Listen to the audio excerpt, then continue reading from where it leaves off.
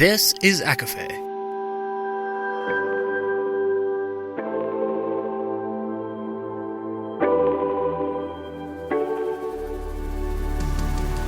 Laura Marie and Jessica Marie proudly present A Court of Fandoms and Exploration, a podcast. Fair warning, everything the hosts say is explicit, full of spoilers and adult content and shall not be used against them. They have opinions. Let's try not to drag anyone for expressing themselves and just have fun for an hour. We all deserve it. This episode contains spoilers from the Addams Family and the Addams Family Values. There are mentions of Twilight, The Hunger Games, and Buffy. There's also discussions surrounding domestic abuse. For full list, please see show notes. Hi, everybody, and welcome to A Court of Fandoms and Exploration, your weekly deep dive into the YA literature and fandoms that we love. I'm Laura Marie. And I'm Jessica Marie. And today we are discussing the 1993 sequel, Addams Family Values. And Jessica Marie, why are we covering a sequel when we have not actually covered the original movie? I feel like we have a couple of factors going into this right now. One being that it is Thanksgiving in the States, and this is a popular movie during that holiday. It also just marked the 30th anniversary because this was released on November 19th, 2023. And a third addition to it is the fact that one of the friend of the podcast, Rachel, it is her birthday. And we know this is one of her favorite movies. This is one of her favorite, fictional male characters.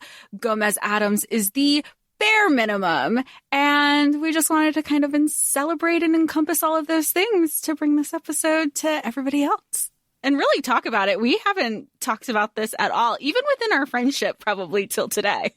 Yeah, which was surprising to figure out that Jessica Marie and I had extremely different experiences with this movie growing up. So just tell me your history with this movie before we get into the cast and the pattern.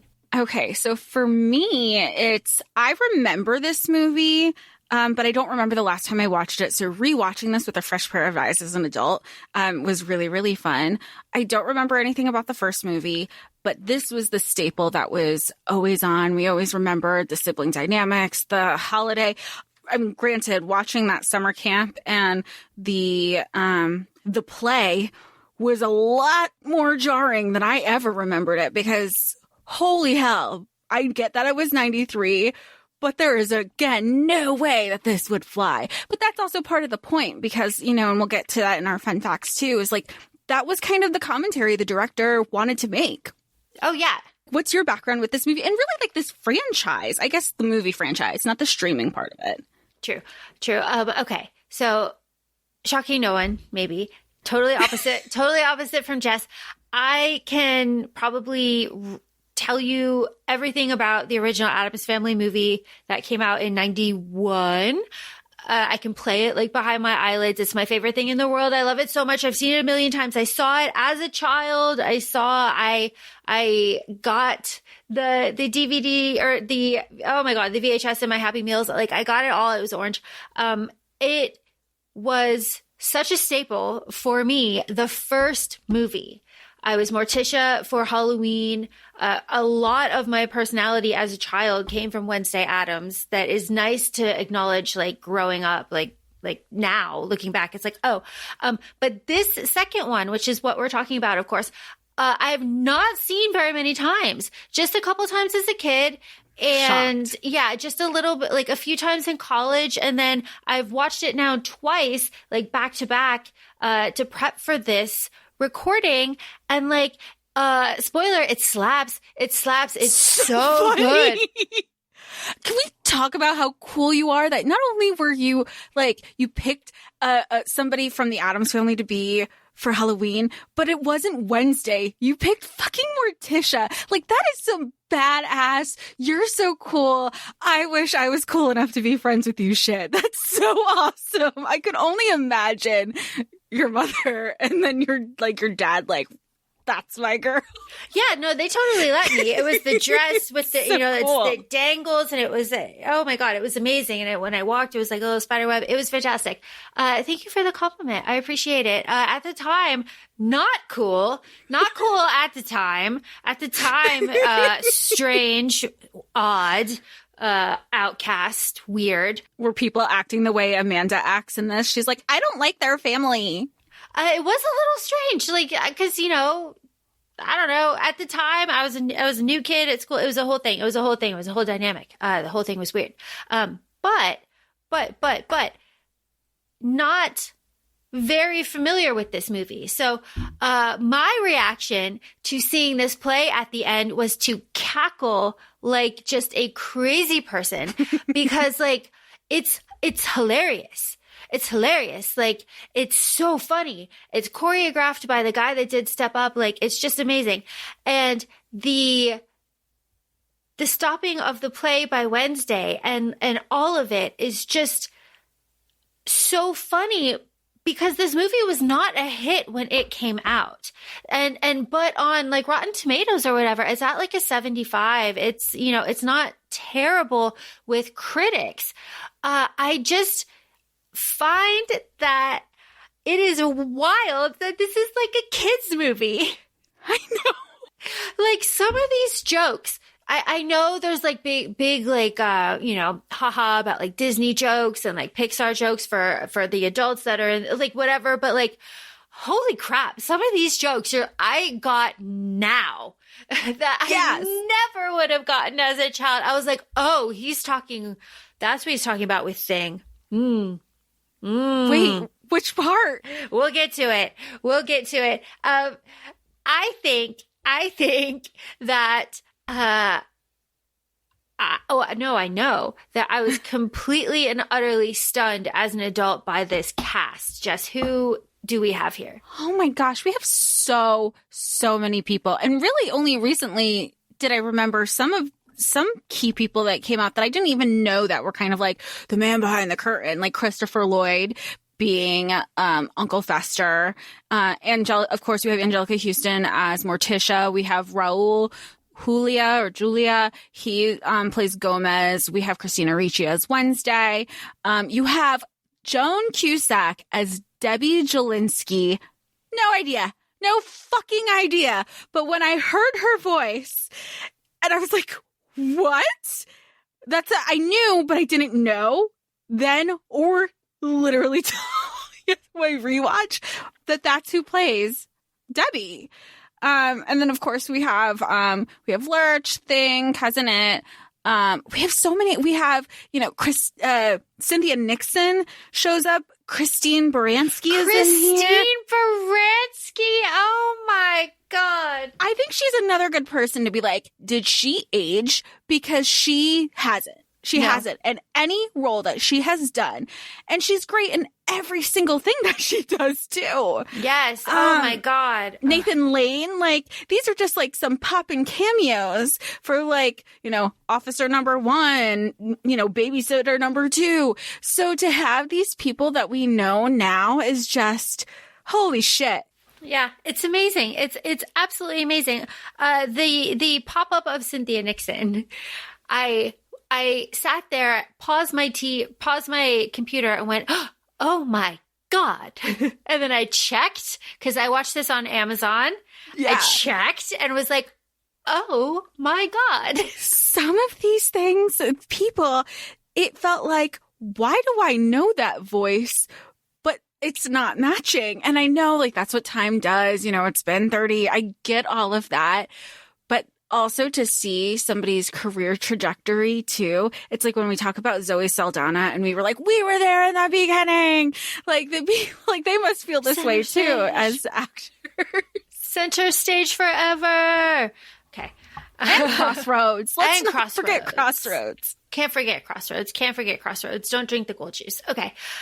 I think, Jess, that this does follow the pattern. I'll buy it loosely. What do you think?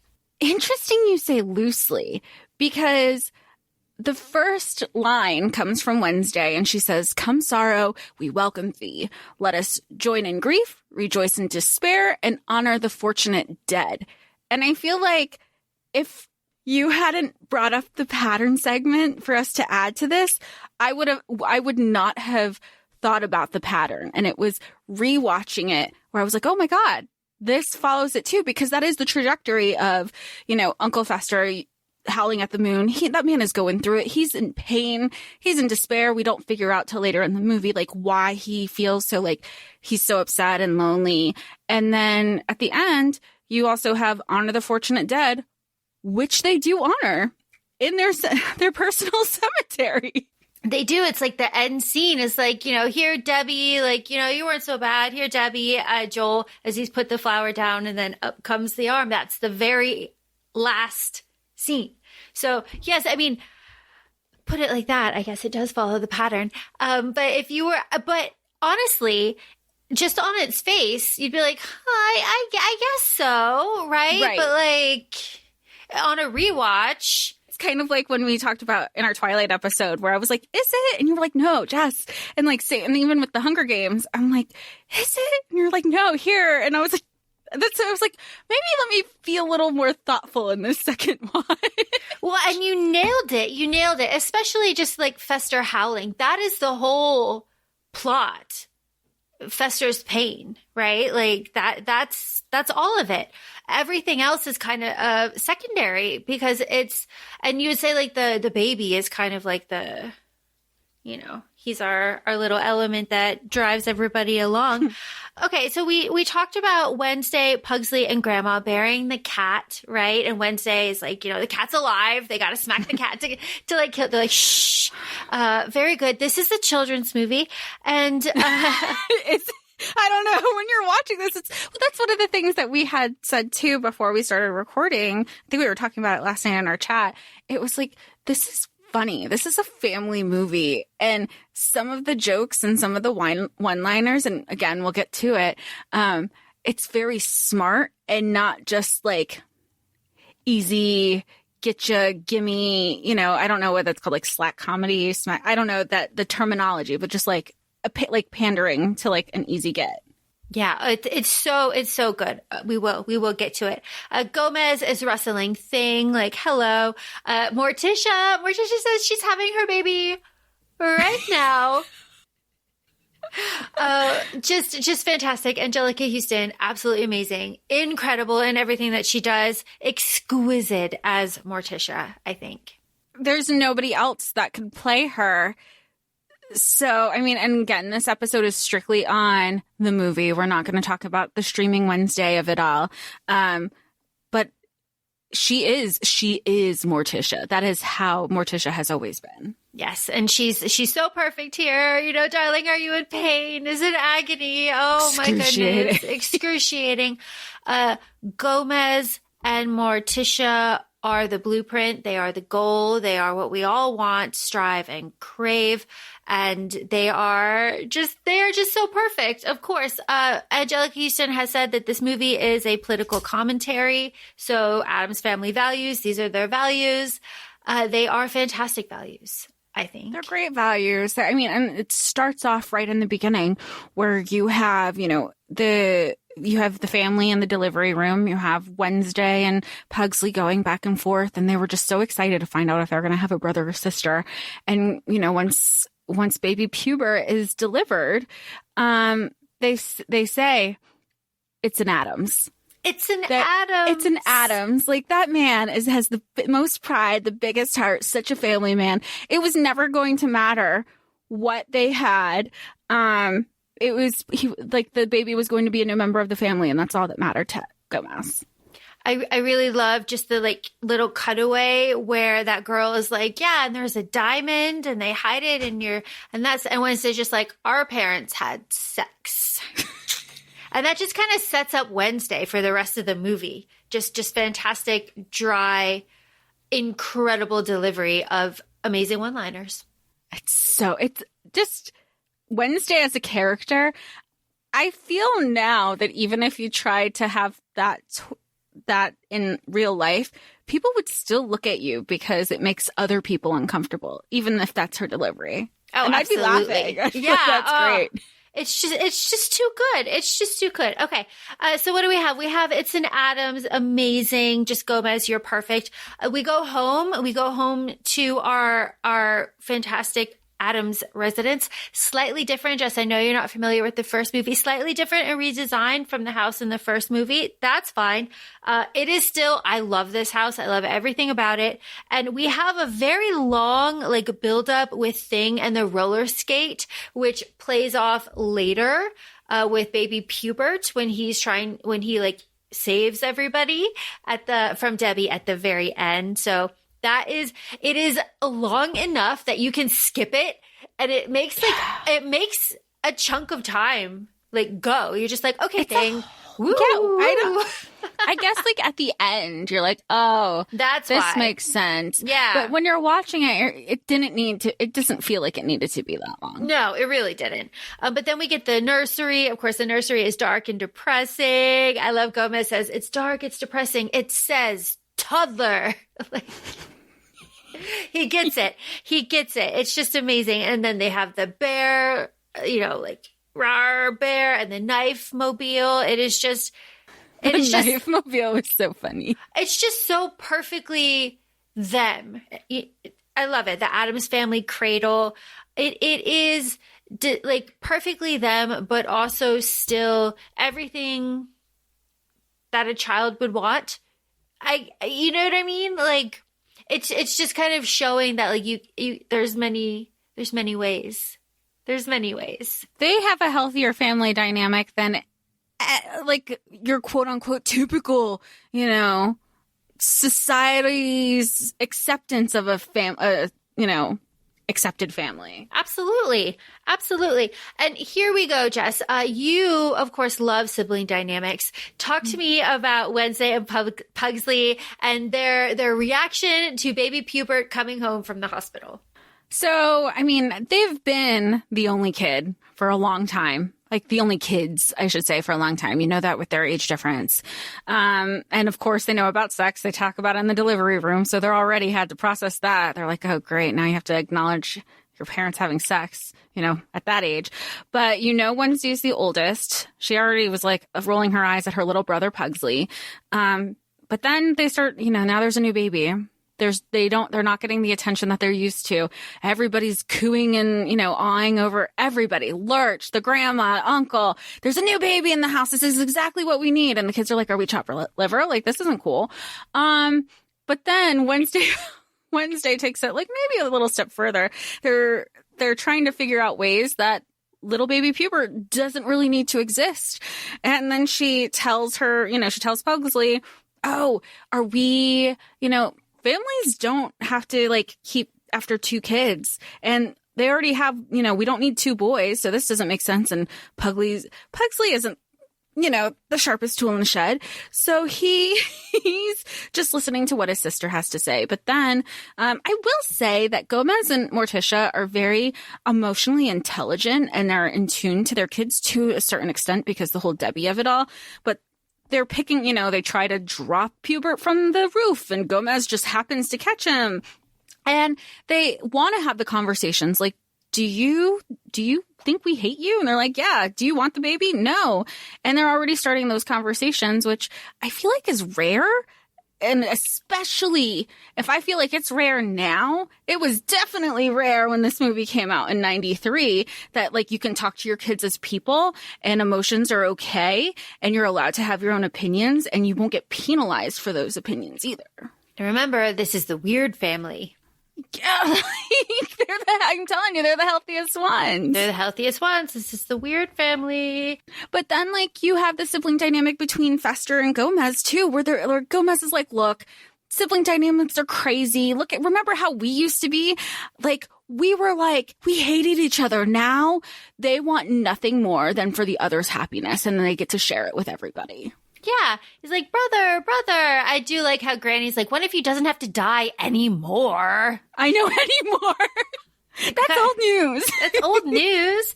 But you're right. They are very in tune to what's going on. You're right. Up to a point. But that just goes to show that they were just new parents and like distracted and, you know, kind of let this happen. It's a whole thing. It's a whole thing. Well, I mean, that's even like when Gomez and Morticia get their first, like, you know, parents' night out for the first time.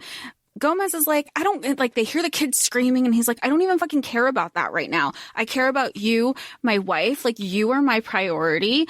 I'm worried about you, my darling. I wish, and she was just like, I just wish I had more time to seek out the dark forces. And he goes, you can and you shall, so it must be. And he makes it a priority so she can have her priorities outside of being a mom. Because he's perfect. He's wonderful. He's the blueprint. He's the blueprint because he's the blueprint. He's the blueprint. Oh my God.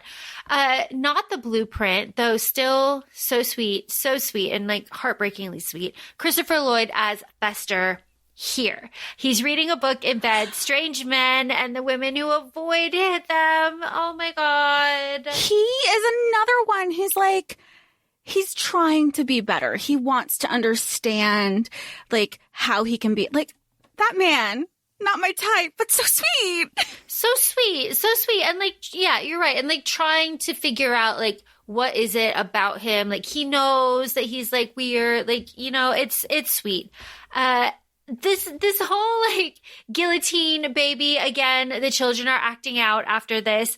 Wednesday and Pugsley, you know, dress the baby and, you know, it's Marie Antoinette, you know, woe to the Republic. The baby though, does hold up and stop the guillotine. I know this is a children's movie, but he does also breathe fire. It's never actually like kind of shown to us. But you know, he does stop it. That's just like something to keep in mind. But yeah, Jess, you're right. Here, Gomez and Morticia in the graveyard, you can have it all. You know, that their hellish crusade, you know, you can and you must, you will, you shall. It's so perfect. Angelica Houston's delivery there, her eyes are just like in the hellish crusade. It's so good. It's so good. She's just so perfect. Cynthia Nixon as one of the nannies in this nanny montage. I was just like, stop. No way. Incredible. During this nanny montage, at the end of it, when Joan Cusack shows up, when Morticia says, "Oh, you're from the agency. They suggested we get a Doberman." I was like, "Hey, oh, that's our sweet baby Jay." Yeah, that's our sweet baby Jay. Just tell me about Joan. Tell me everything about Debbie. Oh man, so Debbie comes in. I won't disclose it yet. If you haven't seen it already, I mean, you obviously seen it. You're listening to this episode probably. She comes in. She knows what she has walking into. One of the first things she says to Gomez was, "Well, aren't you a lady killer?" And he goes, "Acquitted." So funny.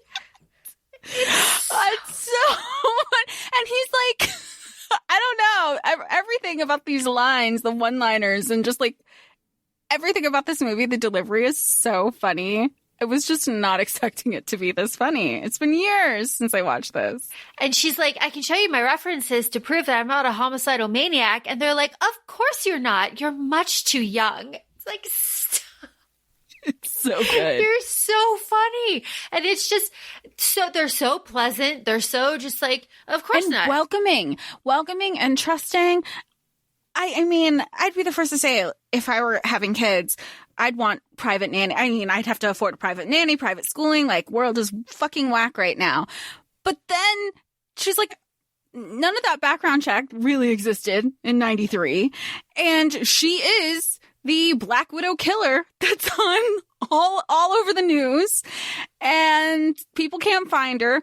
Wednesday's on to her shit. But Fester sees a pretty girl treating his family normally. I think that was a big thing for him too. Treating everybody normally, talking to everybody normally, having conversations, immediately smitten. It wasn't just like, "Oh, here's a girl, I have a crush." Like, he felt like a person around her and seeing how she was with his family. And family obviously is huge amongst the Addams. And she doesn't balk at all. Like, Thing jumps up on her shoulder and she ends up like sucking his finger. She's like, and he like literally was he's like, "Oh my God." She's like, "Yeah, I'm good with my hands." Like, you know, it's just, you know, and then she's like, "Oh my God, Morticia, these Addams men, where do you find them?" Morticia's like, "It has to be damp." They just like move on from that. I was like, Morticia, stop. That's too funny. Like, what? Well, and what else did she say? She's like, oh, that must be your nephew, like playing into the whole, like, he's too young to be this, you know, attractive looking older man. I can't possibly be interested.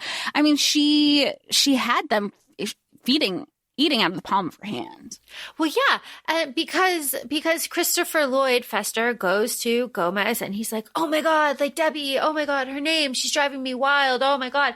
And Gomez is like, you know, I want you to be happy. Like, I want you to have the indescribable joy of having children and paying someone else to raise them. Gomez, man after my own heart. He understands the situation, because let's not forget, Gomez is filthy, stinking rich. Like, oh my God. That's just... And Fester is doing great on his own as well. I mean, he's featured in Forbes. He has all of these stocks and bonds. Because, you know, I don't know what Fester, if it's like family money or Fester money. Hell, I could even see Gomez giving like his brother an allowance and saying, invest it how you want. And he does. So he's just like, they're all, you know, one big happy family together. And Debbie definitely sees... look at, you know, she's being very stereotypical too. This man, he is weird. I bet you nobody likes him. This is exactly the type of person I'm going to go after. I know what I can, like, what does Morticia say? She's like, you've lured him with some sexual prowess. I respect that. Like I love Morticia, but that's exactly what Debbie's doing. And she knows what she brings to the table. And she's like, this is going to be easy. Or so she thinks. I want to back up just a little bit to Gomez and Fester just like bonding a little bit, and they're having this conversation, and they pull out Sizzle magazine, and they're like, "What do you have here, Fester?" And he undoes it, and they're like, "Mom, what?" I wrote, Freud would have a field day. What? It's just so good.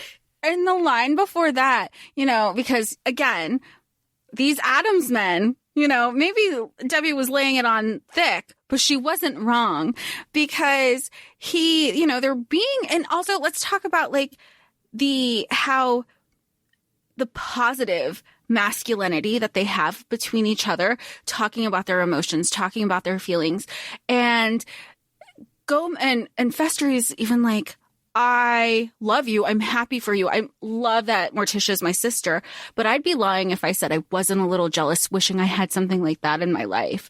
And then Gomez says, you'll meet someone very special who won't press charges. Wouldn't that be nice? Like, it's thoughtful. And I feel like some people might be able to take it to be like, oh, he didn't, you know, she pressed charges. But like, you can tell very much that Fester's that type of person. If he loves somebody, he's all in. Case in point, Debbie. Whatever you want, whatever you need, you want me. I am here to like be of service to you. And clearly that devotion was put on the wrong person. And so that's what Gomez was basically saying. Like, look, that's just not the girl for you. You're going to find somebody who can reciprocate that. And he does at the end. Spoiler, but we have to get through Debbie first. Debbie is spying right onto Fester's financials. I love that Wednesday is like painted into the wall, right? She's spying on Debbie. Like, she knows what's up. And this is where she's like, oh, you're making a move on my uncle? My uncle? And this is where Debbie's like, you know what? Gomez, Morticia, these children, we're talking about going to camp. They want to go to camp. Send them to camp. And they're too scared to tell you. And you want to know something? There's two things that I thought were important about this part. One was that I feel like Morticia and Gomez believed her, because right in the introduction of Debbie as a nanny, she goes, oh, you know, I bet you it's really lonely. Debbie is talking to the kids saying, I bet you it's really lonely. I bet you guys don't get it. And Pugsley immediately opens up like, yeah, it's hard. Yeah, it's hard. And Wednesday's straight poker face. And so when Debbie is telling Morticia and Gomez that, of course they're going to believe her, because one of their kids already opened up. Like, that's what the whole point of the, like, having that relationship, the nanny with the kids. So why wouldn't they believe her? But I also really like Wednesday here, again, to go back to sibling dynamics, was when she sees Debbie not being her chipper self, calling the baby a brat. Wednesday straight up went into big sister mode, and she's like, basically, only I can call him that. He's not a brat, so keep, like, shut your mouth. And yeah, he's a baby. He's not a brat. I love Wednesday for that, and she's so real for that, too. It's the whole family thing. Like, I can say something, the fuck you can. Camp Chippewa. I love all of Camp Chippewa, all of it. It is such, it is just satire. It is just, It is so good. I think as a child, because I did see this like as a child, but again, like I said, not much at all. This might have been one of my first introductions to dark. Like, this is much darker to me than the original Addams Family movie, the one that came out in 91. This one's much darker to me. And the jokes are more cutting. Like, so this might have been my first introduction to dark humor. I do know that the Thanksgiving play made a lot of people uncomfortable for the wrong reasons. Really? Oh my God. Yeah. So I mean, I can see that, but I'm just shocked because I feel like it's so smart. But that goes back to what we know. The director, the point the director and the writers were trying to make with this. Yeah. And of course, 93. So 93. Yeah. Camp Chippewa. Wednesday says, yeah, it means orphan. It doesn't. It means First Nation. But Gomez giving Pugsley a cigar, fresh air, pine. Oh my God. Okay. And Morticia is like, Wednesday, you need to help these girls. Like, oh my gosh. This blonde girl, Amanda, do you recognize her? I didn't. She's been in stuff. I know she was in the first one, apparently, through the facts that I read, but I don't remember anything. I do not remember a single thing about the first movie. No. Okay. Amanda. Oh my God. Plays Harmony on Holy shit. Buffy. Holy shit. You can't unsee it now. Not now. It's Harmony. Holy shit. I saw the reference like in some of our fun facts where they were saying Buffy, and I was just like, but they were talking about like Adam Shankman. Mm-hmm. So I was like, I didn't know that the correlation with holy shit. It's her. Isn't that just so fun? It's just so fun. I'm going to have to look it up so we don't take up time. Isn't it just so fun? I don't believe you, but I want to do like the side by side. Yeah. It's so good. So my note says, this blonde girl, where the fuck do I know this blonde girl from? And then I was like, I have to know. And then it's Harmony from Buffy, of course. So you picked it up on this watch. I know she's like untitled character in the first Addams she's a Girl Family. Scout. Yeah. But knowing that like Buffy is your bread and butter, that correlation wasn't even made then too. Man. Yeah. Holy shit. I wouldn't know. Yeah. That's so crazy when we do our episode there too. It's so good. It's so good. And of course, through Harmony / Amanda, it's Amanda here, we get a lot of Wednesday's fantastic one-liners. Like, why are you dressed like that? Like a funeral. Like, who died? Are you going to a funeral? Wait. I love it. I love it.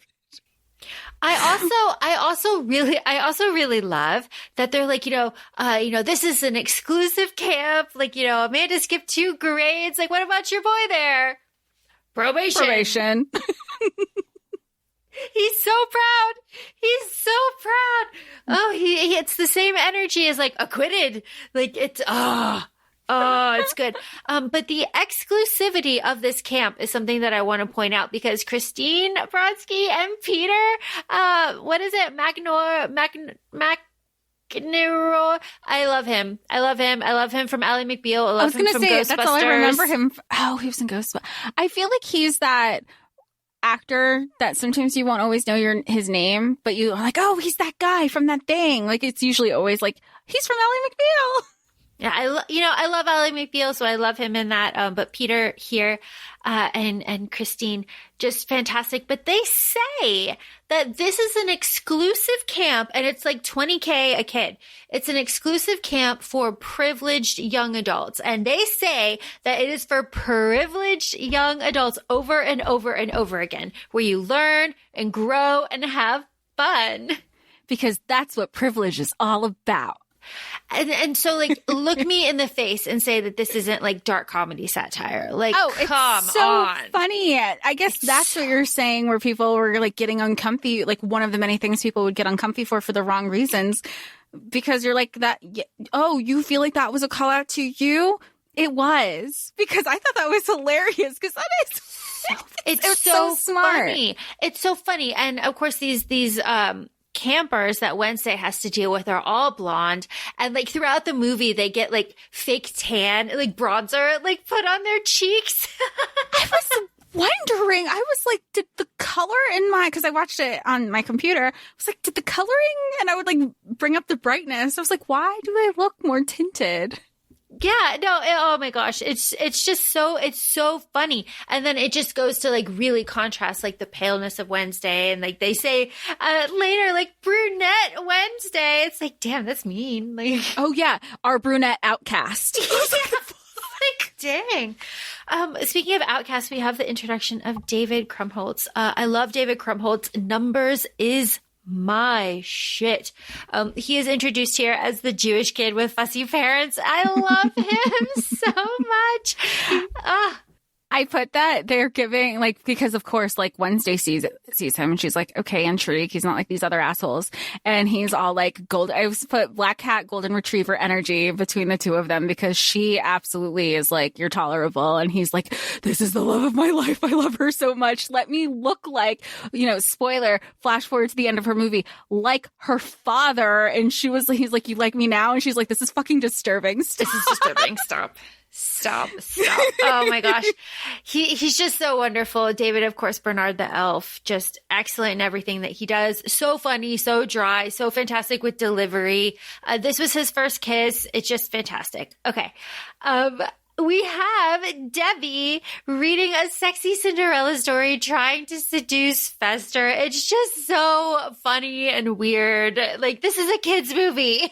I didn't think she was like reading it. I thought she was just like holding the book, but like knowing he was there, just giving her own little narrative. And he's just being like creepy, sneaky, like Fester. Yeah. So this is the part where Gomez and Fester are talking, and Fester says, like, I've been, jealous of you and Morticia. If I asked Debbie out, would you go out with us on a double date? And this is where Gomez is like, well, you want like a human connection, like you have thing. And this is where Fester goes, I want more than thing. I want elbows and a head and legs. He wants more than just thing. I did not. Once you said it, I was like, oh, I missed that one. This is a children's movie. It's an adult movie, and it still went over my head. It's so funny. I do like when he said like, and legs, and he goes, two? Two? It's just, he's so earnest about it. She's like, you have thing, and it cuts the thing, and thing is like correlation. I didn't make the thing correlation, because then when he was talking about like other body parts, I was like, okay, like I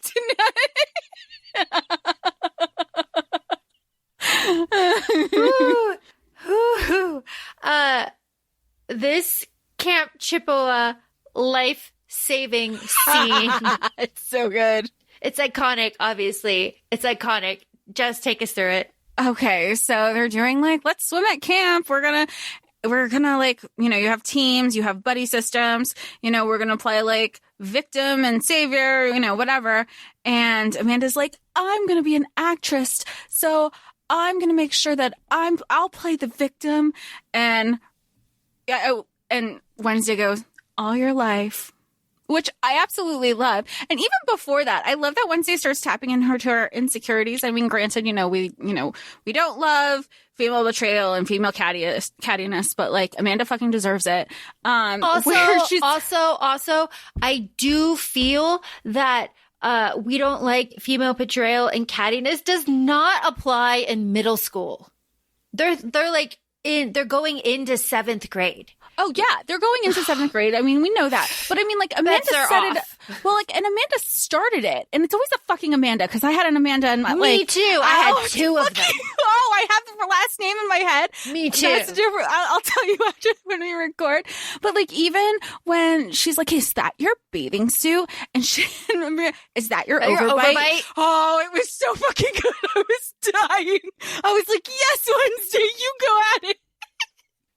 And she's so deadpan with it too. I was like, Gatlick is, that was blink. I fucking loved it. Yeah, it was just like, God, Wednesday, you are fast. You are quick. Sorry you are if there are any Amandas who follow us. Obviously, this isn't towards you. No, we have childhood trauma. We have some trauma over these Amandas. Moving on to the Grotto Tango, like, dinner. I love this. Obviously, it's so cute. It's so just, like, campy. They're dancing. We love a good dance with Gomez and Morticia. Does he like me? Of course he likes you. He vomited. Which a lot of people get, like, upset nerves and stomach. Like, I get issues, so I get it. I think it's sweet. I like where Debbie's, like, trying to flirt with him, and he's like, I bathed. It's the same, like, oh my gosh, your hair looks so good. And you're like, thanks, I washed it. Thanks, I washed it. And I like how later Gomez is like, we need to flatter them. And Gomez starts flattering Debbie and Morticia. And Fester is like, yeah, we deserve ugly girls. It's like, you're trying. And then he's trying so hard. And then, like, Gomez keeps on with his speeches. And Fester's just looking at him like, Oh, I have to say something too. His heart is in the right place. And then during the dance, Fester does the breadstick nose walrus. Like, bless him, right? I was dying. You know what? At some parts, it was almost like, I could imagine Reese and then, like, fan cannon Cassian trying to make people with the walrus things. And then you have, like, Reese putting on his Riz and then, like, comic Cassian. I was like, I'm just gonna watch this because imagining that now is still so funny. Oh my goodness. I laugh every single time at Wednesday's ghost story. Which I don't think I really understood it as a child, right? Mm-hmm. All their noses grow back, but like that, they're talking about like their old noses. Yeah, so like they're plastic old, surgery, their right. old noses, and they're screaming in horror. Well, it's like, and I feel like that's another, like, it's the early stages too of like the sheep effect that Amanda has and like all the kids, because Amanda tells the story and they're like, ee, ah, like they're fake screams of being scared.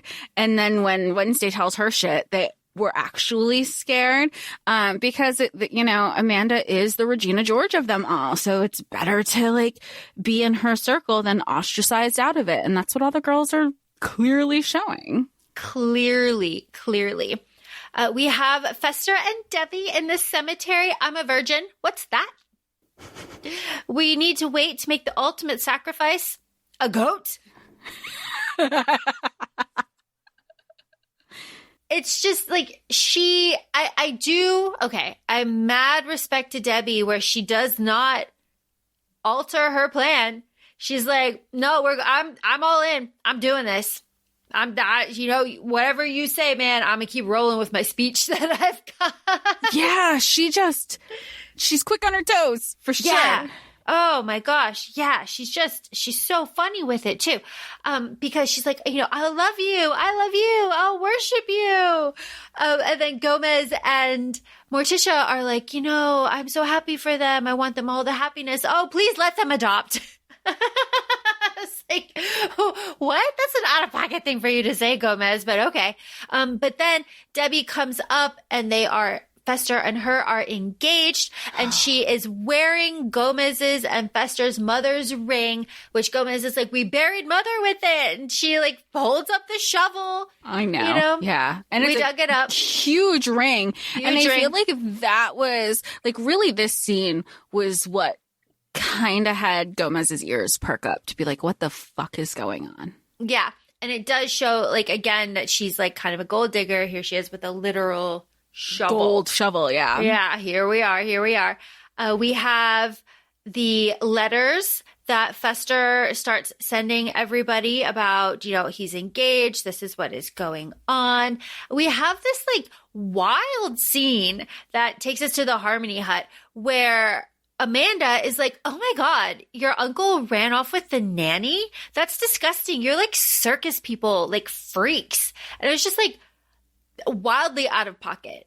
Wildly out of pocket. Yeah, and especially when like all the kids there, they already know each other's socioeconomic background. So it's like Amanda has the stigma. He ran off with the help. Yeah. Yeah. It's just like, whoa. Okay, though. Because we get the Harmony Hut. And the Harmony Hut is really something.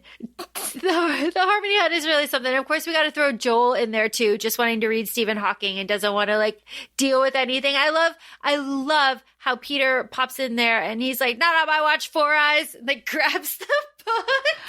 What? So much. Hey, you're telling me, Joel did everything he could. He was like, I'm going to stay in here. I'm not going to be bothered. I'm not going to be bit by mosquitoes. Laura, you and I were allergic to mosquitoes. Yep. So like the Harmony Hut sounds glorious right now. And I get to be away from all these fuckers who've been teasing me. Say less. Give me my book and go in my Harmony Hut. Yep, no, and but movies. And I had all the movies. I would have been fine there. Yep, but he takes it. Joel screams when he sees a Michael Jackson poster. Very funny.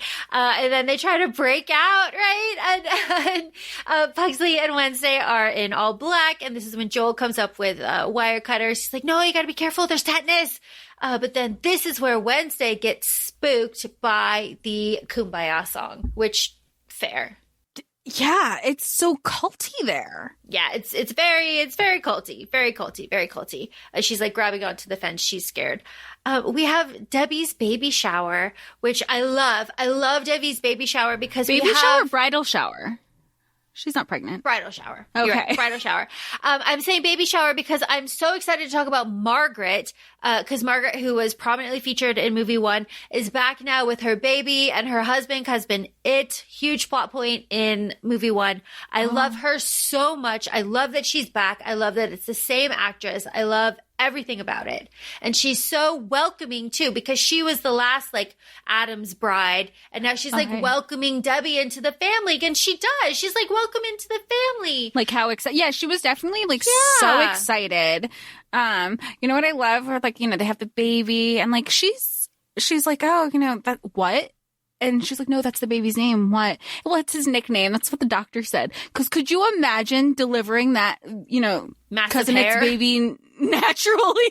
No. Oh my God. Poor that doctor. And like, doesn't bat, like she, like obviously Margaret doesn't bat an eye, but the doctor, I could only imagine. Oh my gosh. Speaking of return characters, we have Lumpy Addams. Oh my gosh, at the like what, bachelor party. I love him so much. He's the one that dances with Wednesday in the big dance scene in the first movie. I believe it's the Mamushka. We have Lumpy and we have this dead girl baked into the cake. Say la vie. Say la vie. Say la vie. I love it because everyone's like, oh. And Gomez is just like, and then poor Lurch. I do kind of feel bad for Lurch. Lurch is like, Lurch feels bad. Yeah. He's like, oh shit, I did this wrong. I did it. Yeah, and he still felt wrong when like even Fester was just like, it was the thought that counts. Like, I love that you had the idea to have a girl jump out of a cake for me. Yes, it's sweet. Oh my gosh. We have Wednesday and Joel. They like bond over all his ailments and like scoot closer together on the bench. And then they meet by the skeleton. She's like, I have a pass to go to the wedding. Do you want to go to the wedding with me? Like a date? She's like, no. That is so real. She's so real for that. She's so real for that. Like, oh my gosh. But this wedding slaps, obviously. All of these cousins, amazing. Me. It's fantastic. Wednesday's the flower girl. Debbie's in white. Of course, everybody else is in black. Everything else is black. She really stands out. I have to say, I love Debbie's wardrobe throughout this whole movie. It looks great. And even because she obviously doesn't just wear white in the wedding. Like, she wears it throughout the film. I feel like it's rare to wear white regularly without looking washed out. And she pulls it off very well. Yeah, because she's also blonde in this movie. And that's very hard too. But, oh, she nails it. Hawaii. The honeymoon in Hawaii. Oh my goodness. So the movie is an hour and a half, which is like typical 90s movies. Remember how in our Hunger Games episode where it was like 2 hours and it's like the plot, I don't say the plot point changes, but like you have the build up halfway through and then you have the rest of it. That's what this like honeymoon is. The honeymoon marks the halfway point, which I didn't realize till the second rewatch when I was like, what that timestamp was, because you still have so much of the movie left because she can't kill him because that's what she's doing. She's the Black Widow. She kills everybody that she marries because she wants their money. And she's trying her damnedest to get this man killed before she has to touch him in any way outside of a hug. Which does not work. Unfortunately, she throws that boombox into the bath. Fester lives. The light bulb, again, is just like a little nod to Fester. That's just kind of like his shtick. She's like, okay, fine. Like, we'll fuck. But like, you can never see your family again. You can never see them ever again. These are my conditions. And he is like not on board until he very much is. Yeah. And I like that she tries to like find a way around it too. She's like, if you've never had sex, how do you know we're not having it right now? Like I love her workaround. And they don't even think they actually wound up having sex. I think Basha just gave him a hand job. Yeah, I think so too. But that was enough for him. It was enough for him. And it's just so funny. It's just so funny.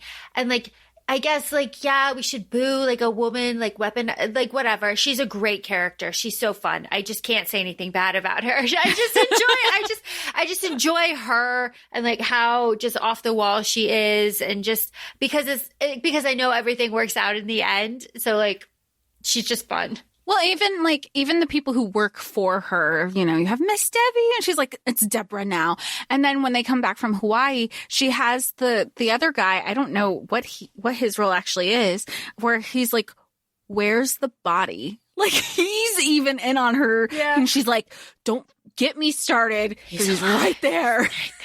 He's right there. Oh my goodness. Okay, so they are on their honeymoon for around a week. We have Morticia and Gomez the night after the reception giving hair of the pup to Hubert. It's just cute. We have Wednesday getting letters at camp from Fester saying that he can never speak to them again. And then we have this like it dates the movie. Not that like the movie isn't dated, but like it dates the movie because Pugsley shoots a bald eagle and a bald eagle comes down and they go, isn't that extinct? And like you can drive from New Jersey to Philly and see an assload of bald eagles now. So yay. Yeah, but that's because like a bald eagle rehabilitation program that was, yes. Yeah. Yay. We did it. Yay. Well, they're still endangered. Hooray. They're just not extinct. But they're not extinct. Yay. Yay. Like, we did. It's progress. I was saying, like, that fact stands out. You're like, no, they're not. I see. Yeah. But at that point in time, they very much were. Yeah. Okay. Exactly. I can't imagine the work it took to put this wig on Christopher Lloyd. It's so funny. This, like, Dumb and Dumber wig for, like, Fester's makeover. Reference. Oh, it's good. It's good. The clothes, these big boxy clothes, this like big mansion. Oh my God. When he says, give me a kiss and she says, give me a 20. I was like, sprinkle, sprinkle. Like I loved it so much. Yeah. I was like, that's how it's supposed to be done. Yeah. Like, all right. We have Gomez also getting the letter from Fester and being deeply upset over it. Obviously, that's his brother. Like, why did he do this? He's like, is it me? My fault? I like how Morticia is just like, no. But Morticia also is like, are you still attracted to me, Gomez? Me, this like old ball and chain. Like, and he's like, yeah. She's like, oh, I'll get them. Slay. I love them. I was like, we love it. We love it so much. We have the first kind of little goof of the movie. I guess the second little goof of the movie. This is Joel talking about his like psycho killer cards with Pugsley and Wednesday. And they see Debbie here. This is where they make the connection with Debbie. And it says that Debbie has killed 3 husbands, and later on in her slideshow, she has only killed 2, with Fester potentially being the 3rd. But here they say 3. So it's it's one of those facts. It's like in the trivia. It's just is that it's like a an goof. actual bloop, or it wasn't like a misconstrued media thing? Because in the slideshow, she admits to like 3, technically 4 killings because of her parents, the senator, or the doctor, then the senator. And then but her parents don't count. She was not married to them. So just 2. It is an official confirmed goof. Oh, okay. Yep. And then we have this is the absolutely fantastic part. So the Joel's killer cards kind of bleeds into the play parts being given out at camp, and Amanda getting the big part, all of her friends getting. She didn't even audition. She was handed the role, and if that is not another like commentary of things just being handed to you in this privileged camp full of fun and joy. That's what it was. And then she had her sheep friends be like, oh my God, we get to be your friend again in the play. Like nothing was auditioned for. They were just handing out parts left and right. They were being terrible to like all the minority characters and the quote unquote outcasts, not pronouncing names. Even like Chris, again, I get that it's part of the commentary, but I was just like, watching this in 2023, like it's there's a lot of things to say, but I understand that it is part of, like, it was intentional. It wasn't nasty for that particular part. Oh yeah, no, it's all I see. I think it's fantastic watching it in 2023. I think this is so funny, especially because Jamal is smiling and laughing when they're trying to like mispronounce his name. He's sitting there like, and then they're like, whatever. And I'm like, oh my God, Consuela, like they were struggling. I was like, oh, people. It's so funny. It's so funny, especially like, again, it's satire. It's the point, people. Yeah. You're supposed to feel this way, but people took it the opposite way. Then we'll get to it. We'll get to it. So yes, Wednesday obviously is going to play Pocahontas. Obviously, they're all white people. We're just gonna acknowledge that and move on. Again, that's the point. But we have the scene now where Morticia and Gomez go to Debbie's house. This is where it's, we demand to see Fester. Well, Fester doesn't want to see you. And the line is, where have we seen this house before? It's like, oh yeah, the gates of hell. All right, Granny, go off. That was just like, okay. This is also where Morticia says, you have enslaved Fester with a strange sexual spell. I respect that. But you've married him. You've destroyed his spirit. You've taken him from his family. All of that I could possibly forgive. But Debbie, pastels? Get out of my house. I mean, the whole thing is just good. But Fester is enraptured by Debbie and her sexual favors. I was like, her prowess, I guess. Yeah, like, because she's in the robe and she's like, say it, Fester, say it. Like, okay. And Debbie also does kind of hit at Gomez's insecurities here too. She's like, you kept him a child. I made him a man. Like, you don't know what he's like now. He needs to be away from you. Like, he's his own person. So there is a codependency that they have as siblings with each other. Yeah, so it's like, all right. But Gomez's reaction to immediately go to the 13th precinct and feel like, arrest my brother's wife, Nathan Lane. What? I don't want to be like a jump scare because it wasn't. But every time we saw somebody that we know who they are now, it was really fun to see. Yeah. And then he was just like trying to explain, like, because it is an atrocity to him and his family. Like, but explaining it to the cops, you're like, you don't have anything to stand on. He's just like, we don't like his wife, so arrest her. He's like, that's not how any of this works. He's like, they live in a beautiful new house and they make love all over it. And Nathan Lane's like, okay. All right. He's like, then issue a subpoena. They own a Buick. Oh my God, my first Gomez. car was a Buick. Well, yeah, like Gomez, you're showing your privilege a bit, Gomez. Like, oh, it's too funny. Speaking of funny, is these rehearsals for the play. I like that Christine Baranski just throws out like, Wednesday, your comrades are being like uncooperative. Whoa, okay. But again, the point, The Harmony Hut. The Harmony Hut. This is the Harmony Hut binge session of Lassie, The Little Mermaid, Bambi, and The Sound of Music.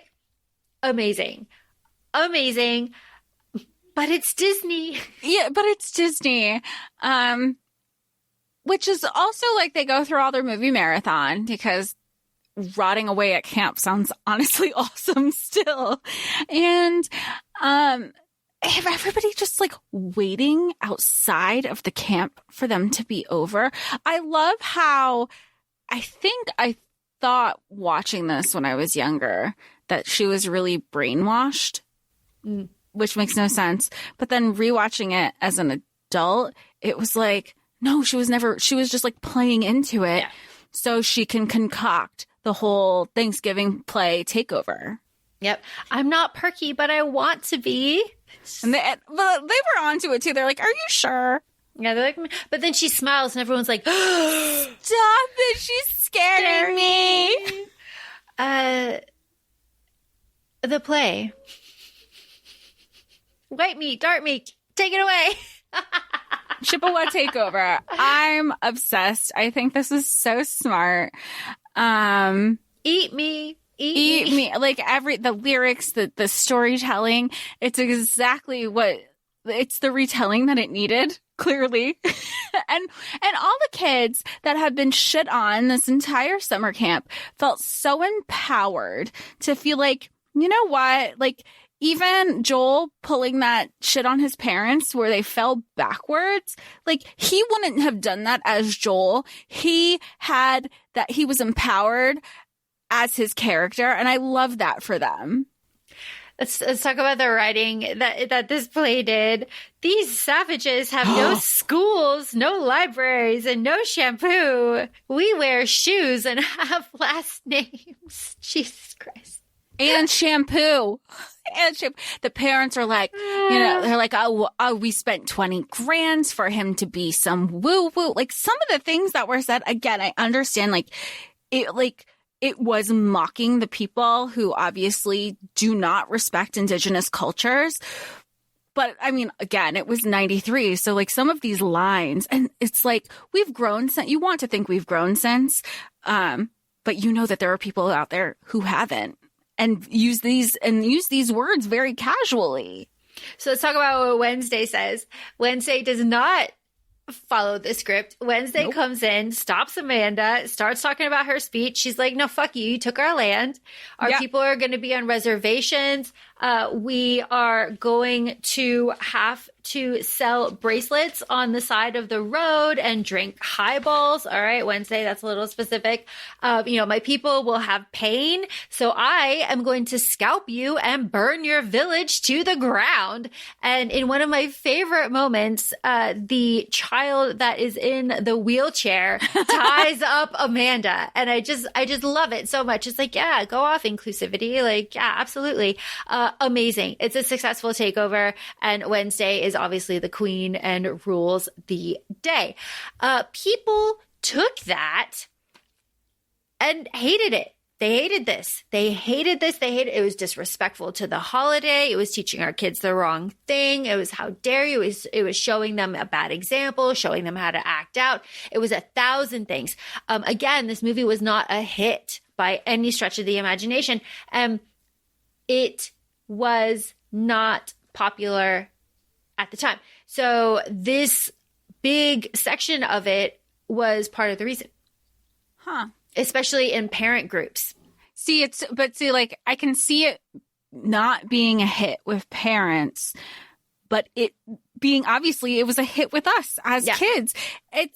It's like that. There's another skit. It's not this movie, where it's the little girl who sings the talent show and she winds up singing "I Don't Fuck With You," and the parents are aghast, but the kids are like, "This is fucking awesome," because that's what it felt like. Because of course parents are going to take everything super sensitively, and this is not my kid. No. Absolutely. And even the context where I think I saw in one of the fun facts that we read, parents were worried that Wednesday actually killed Amanda because she was just staring at Amanda at the stake. And both times, not just the stake, but even at the lake when she was drowning and, Amanda pretends to drown she says she could swim, and Wednesday straight up says she's like, I can't swim. And you just leave her. Even if that was the case, somebody else go in. Like, a lot of pressure to put on a kid in 7th grade. Not even yet. Very true. While Wednesday is successfully taking over her summer camp.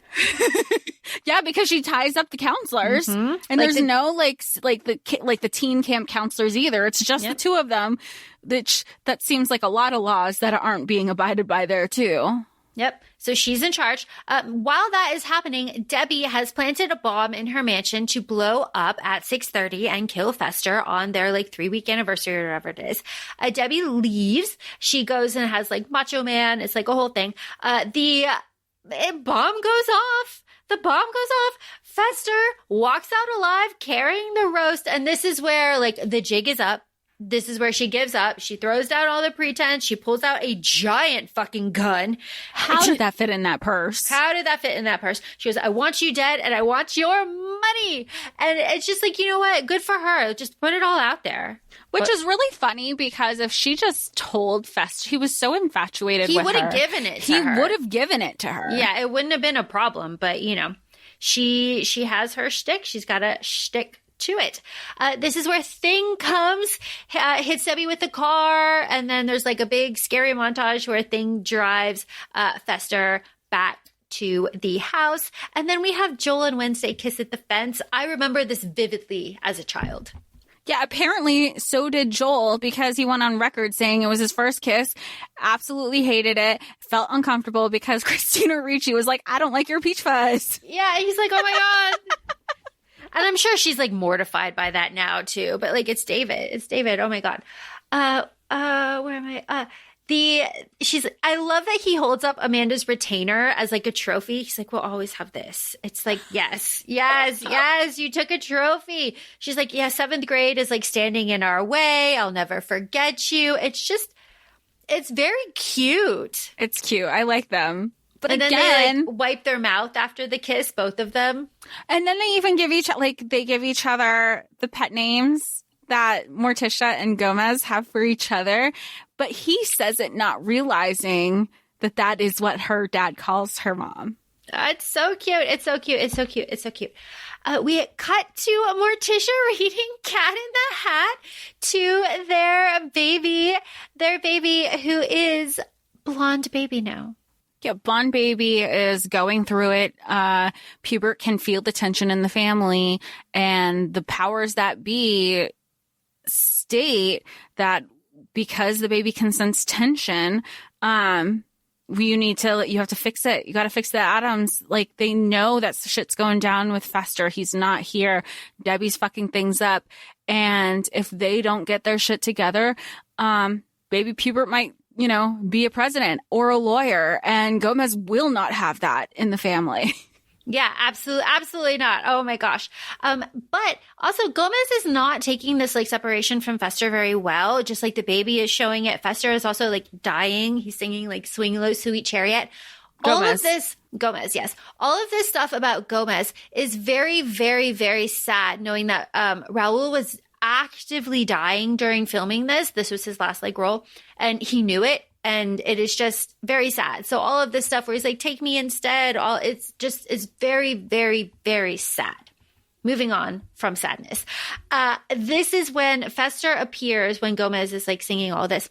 And he's like, what do you mean? You are with Debbie. You are Mr. Debbie. And this is where we have again the reclaiming of self here. I am an Addams.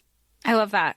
And I also like that he kind of used Mr. Debbie. It's not, Mr. and Mrs. Addams. It's Mr. and Mrs. Debbie. She's definitely wearing the proverbial pants over there.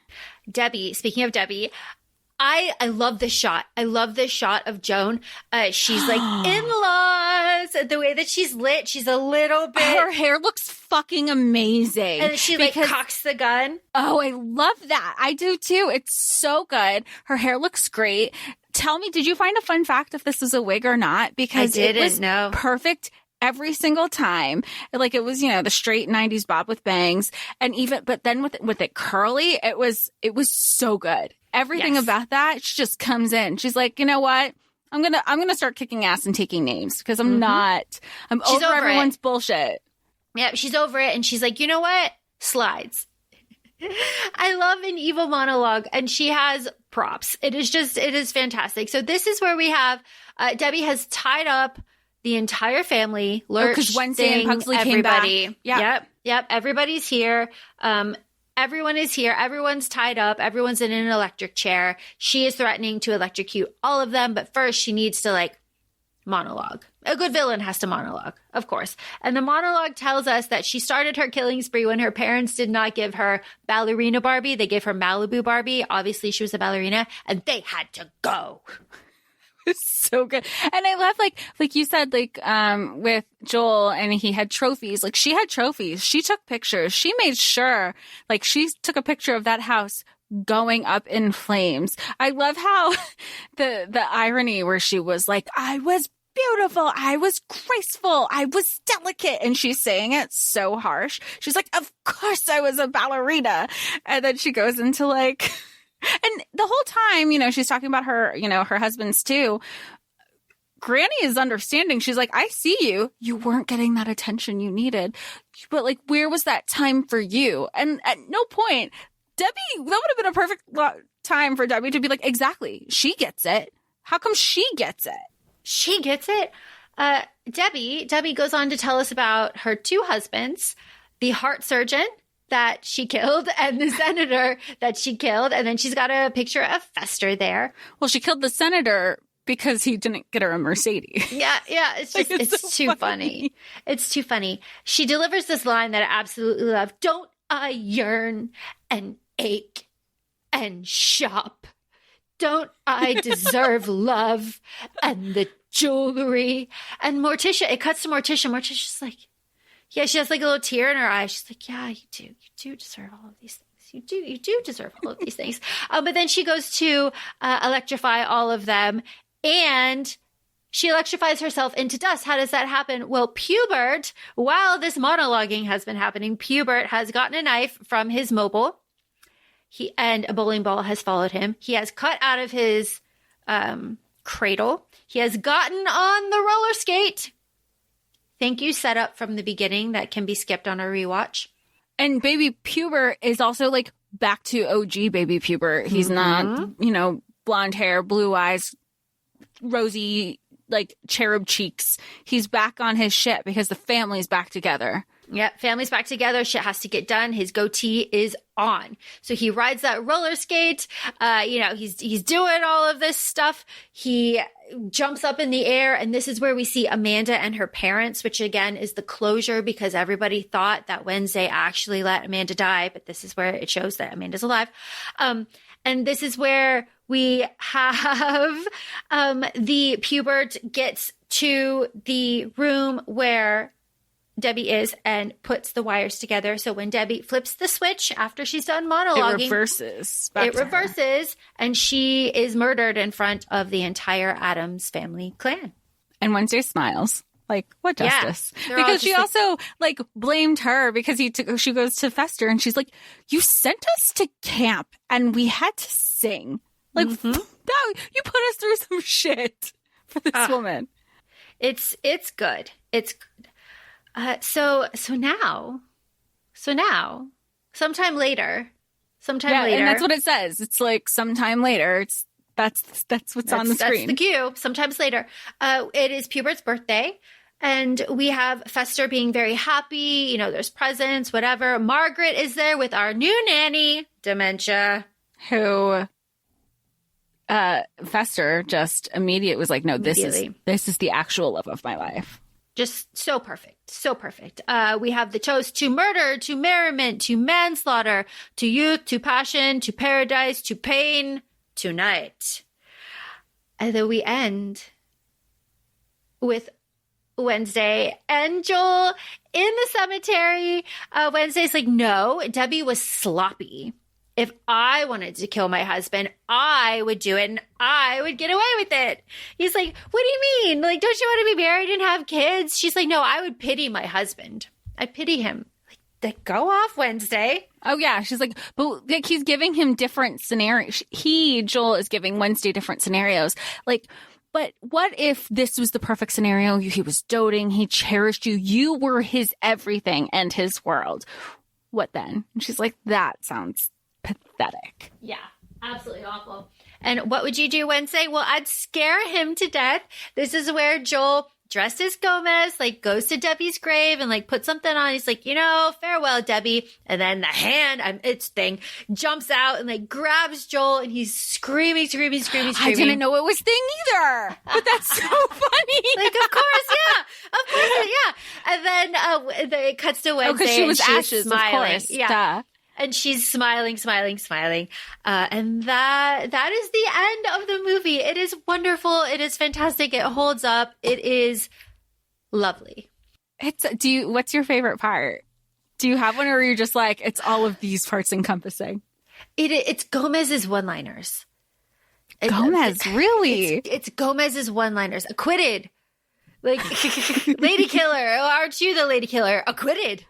Like, he's so earnest and so just like happy about it. I love it so much. Do you have a favorite?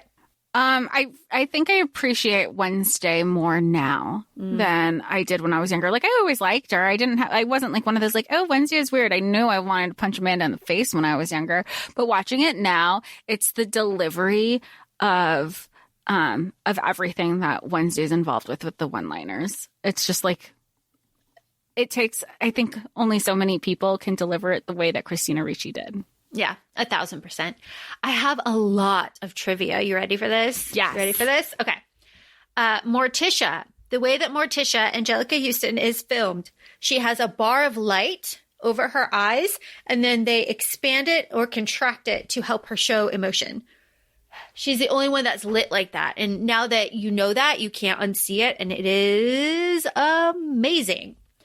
At 13 years old, Christina Ricci was asked a really disgusting question about puberty, and she responded by saying she was going through menopause. Like, gross. But that's a very Wednesday response, too. It is. This is Raul's last film. He died October 24th in 1994. Street Fighter was released after. Pubert, the name, was actually the first name pitched for Pugsley, but it was rejected, so they used Pubert here. The swimsuits that Wednesday and Pugsley wear in the life-saving scene are like Victorian, Edwardian-esque. And so like all of the Addams family is mostly Victorian, Edwardian-esque. They have very little modern technology, except they do have cable. Morticia, her bed while she's giving birth is in a coffin shape. Very fun.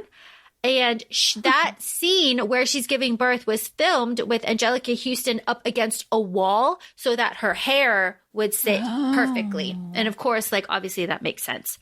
The actress that plays Granny is 1 year younger than Angelica Houston, and they are friends. Yeah, they were friends. I saw that they've been friends since they were 19. Mm-hmm. Pubert was actually 2 twin girl babies. Very fun. I feel like that happened a lot in like...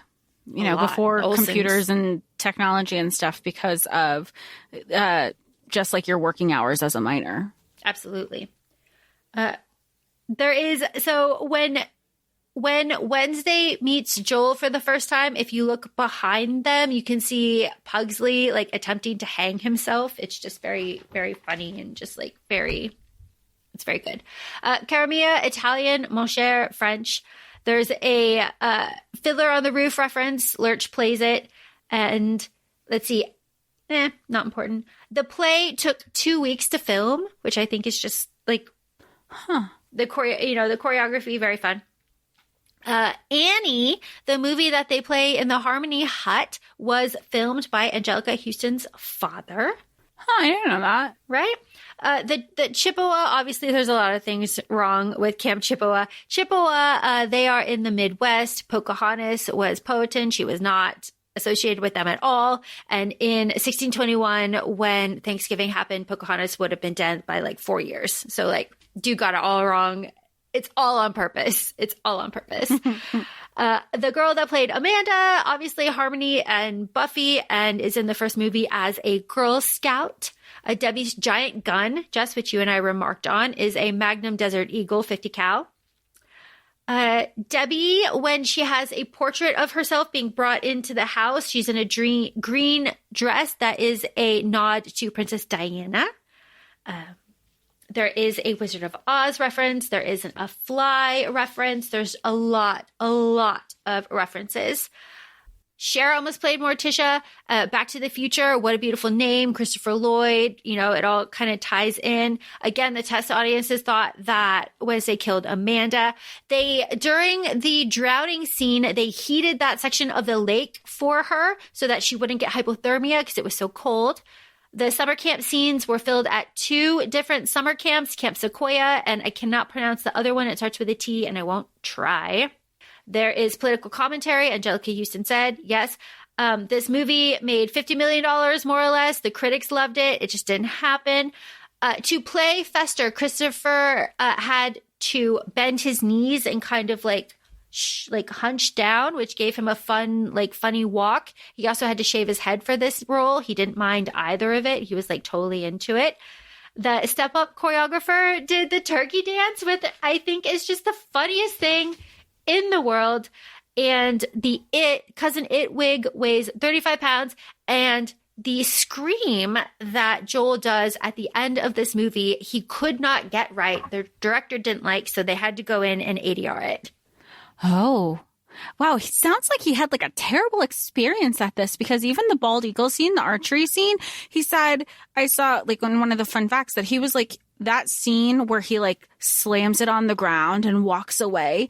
That wasn't in the script. He was actually frustrated, gave up on the whole scene and stormed off, and everybody in camera was still rolling, and they just that wound up being the better clip than what was actually supposed. He sounded like he had a shitty time on this movie, honestly. He says that it was a great time, and he always remembers that it's amazing. And he says that he remembered it good, because the words that are coming out of his mouth say otherwise. And that instance that you're referring to, he says that was his first bit of improv. Oh, it was See, I thought it was unintentional improv. It was unintentional, okay. But it's unintentional improv. Yeah, because then he was because then when everybody was oh my God, that was great, that was exactly what he needed, he was just oh, okay. But he didn't intend to make that improv. He was just really upset at that point. Those are all my fun facts. Jess, do you have any fun facts? No, you sure? I think that we've kind of discussed them, and then I threw in a couple that you covered them all that I feel were pertinent, but we'll have links in our show notes too of where we pulled some of these fun facts from. Absolutely. Jess, do you like this movie? I like this movie. Do you? Will you really rewatch do. it more? Because when was the last? You said you haven't watched this in years. Yeah, years. Not really since college. It's been a really long time. But I will watch this movie again. It is so fun, and I do think honestly it's a good movie to kind of gauge the people that you're with too. So sit with your families. Yeah, sit with your families with this. It's kind of like a litmus test to see kind of where they fall, because if they're oh my God, this is so weird, you could be or if they're oh my God, this is hilarious. Yeah, you can kind of just see where everybody is. Good holiday movie, would recommend. Yeah, absolutely. Put this back. If it's been years and you haven't seen it, put this back into the rotation for your Thanksgiving movie or holiday movie, because it is fun and you'll appreciate it so much more if you haven't seen it in a really long time too. So that being said, feel free to follow us on Instagram. We're at ACOFAE Podcast. We're also both on TikTok, ACOFAE Laura and ACOFAE Jessica. Thanks so much, and we hope to talk to y'all soon. Bye. Bye.